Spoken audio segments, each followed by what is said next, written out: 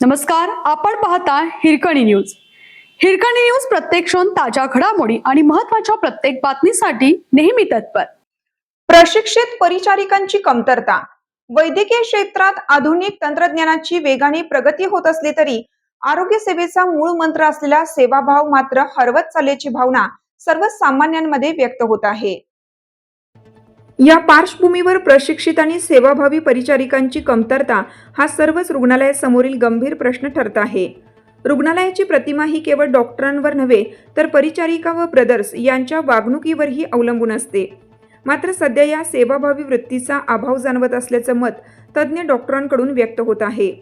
खाजगी रुग्णालयांमध्ये परिचारिकांना किमान वेतनही दिले जात नसल्याचे वास्तव्य आहे. शासकीय रुग्णालयांमध्ये त्यांचे वेतन 50,000पेक्षा अधिक असताना खाजगी क्षेत्रात केवळ 10 ते 30 हजारांपर्यंत मर्यादित आहे. याशिवाय कामाचा ताण, अनियमित वेळा, रात्रपाळी आणि सुरक्षिततेचा अभाव या समस्यांनाही त्यांना सामोरं जावं लागतं.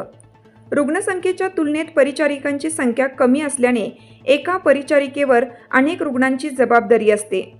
अशा परिस्थितीत सेवाभाव टिकवणं कठीण होत असल्याची खंत व्यक्त केली जात आहे. पूर्वी सांगली मिरज परिसरात केरळ, कर्नाटक आणि आंध्र प्रदेशातील परिचारिका मोठ्या प्रमाणावर कार्यरत होत्या.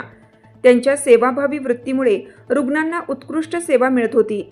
मात्र परदेशात अधिक चांगल्या संधी उपलब्ध झाल्याने त्यांची संख्या आता मोठ्या प्रमाणात घटली आहे. दरम्यान नर्सिंग शिक्षणासाठी मोठा खर्च असूनही दरवर्षी सुमारे 600 परिचारिका सेवेत दाखल होत आहेत. तरीही गुणवत्तापूर्ण सेवाभावी परिचारिकांची कमतरता कायम आहे. खाजगी रुग्णालयांमध्ये काही ठिकाणी अप्रशिक्षित कर्मचाऱ्यांकडूनही परिचारिकांची कामे करून घेतली जात असल्याचे प्रकार समोर येत आहेत. यामुळे रुग्णांच्या सुरक्षेचा प्रश्न निर्माण होत आहे.